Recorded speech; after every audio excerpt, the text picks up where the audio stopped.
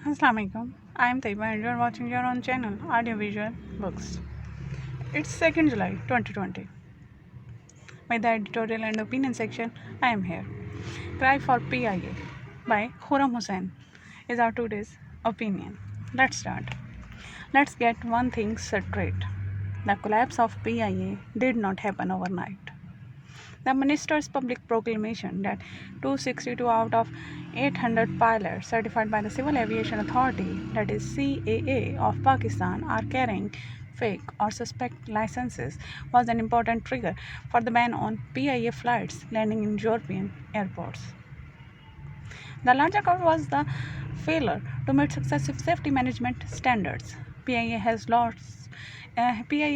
had lost its safety certification given by the European Aviation Safety Agency, that is EASA, back in March 2012 after repeated incidents of minor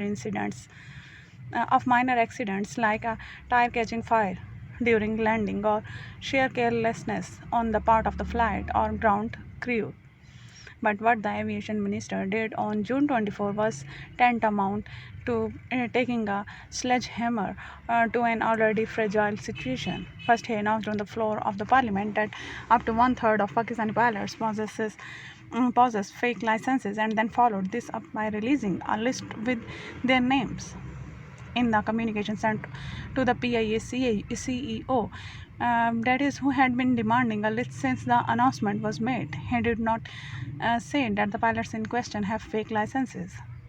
Instead, he said that an inquiry has indicated grounds to suspect the genuineness of several pilot licenses.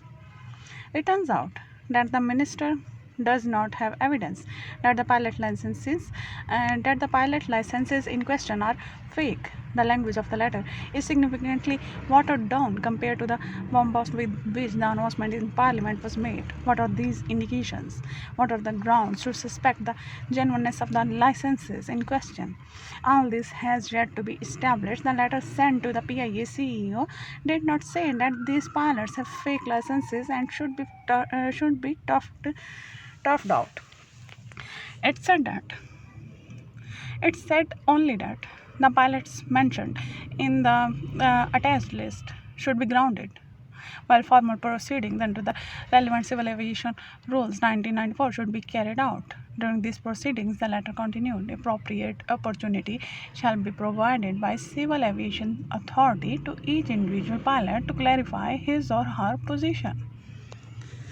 Now take a deep breath and pause.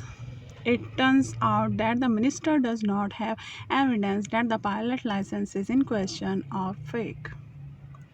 All he has are indications that give grounds to suspect this. Based on these indications, he can proceed under the established rules to determine case by case whether the suspicions are indeed borne out or not, and each pilot in question has to be given a chance to clear his or her position. So, an obvious question arises: would it not have been a better idea to wait for these proceedings to end, for the compliance report to be filed, and for final determination to emerge in each case before going public in such a way? What was the rush to announce this matter so publicly that it could not wait till the proceedings were finished? After all, the pilots in question would still be grounded till proceedings concluded, posing no risks to the safety of passengers. What does the minister owe to those pilots who are successful in clearing their names during the proceedings? In all, he says the credentials of 28 pilots have been confirmed fake, of which some confessed. For the rest, he says proceedings are still underway. He was at pains in his June 26 press conference to emphasize that the rest are just suspected cases. In total, the Personal Licensing Office of the CAA issues 22 different kinds of certifications and licenses. They relate to pilots from glitters and ultralights and balloons to private and commercial pilots, both aeroplanes as well as helicopters. Then there are certifications for instrument rating, flight engineering, cabin crew competency, air traffic controllers, flight operations officers, and technicians. Then there are ratings and endorsement and validation certificates. In fact, the entire aviation sector of Pakistan stands on the CAA and its credibility. And now, with his words, the minister has smeared that credibility so badly there is no telling how long it will take to recover.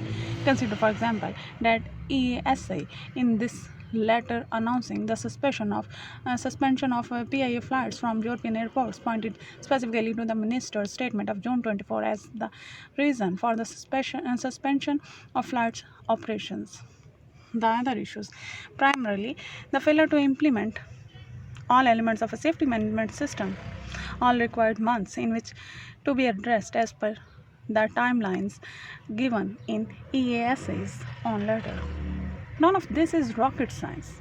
Nor can it be said that there are deep-rooted counter currents preventing the implementation of these steps, like there were in case of implementing the action plan given to the Financial Action Task Force. Implementing a safety system of the sort called by ESA is where the minister's energies were actually needed, rather than getting into an ego clash with the pilot union. The EASA letter also makes clear that blaming the crash of Flight 8303 entirely on pilot error is wrong. Instead, it points to successive breaches of multiple layers of safety defenses in the safety management system as a reason. The letter further states that based on the minister's own statement regarding fake licenses, that Pakistan as a state of operator is currently not capable of certify and oversee its operators and aircraft in accordance with applicable international standards. The minister's words, which were clearly fired in haste and before even all facts were in, have clearly tarnished the entire country's credibility to maintain and operate an aviation sector. Their impact has not fallen only on pilots named in the list. From here on, it is not just PIA that has to prove that it has pilots and aircrafts that are airworthy and adhere to internationally accepted safety standards. It is the entire CAA that has to prove that it has the capability required to issue a wide range of licenses and certificates, that its airports and air traffic control systems are up to international standards, and much more. I sincerely hope whatever the minister was trying to achieve was worth all this, though I seriously doubt it. The writer is a member of staff. khurramhussain@gmail.com. Twitter @khurramhussain. Published in Dawn, July 2nd, 2020. Please like and subscribe for daily editorial opinions, columns, that is Urdu columns, and many Urdu, English, and Punjabi books in audio form.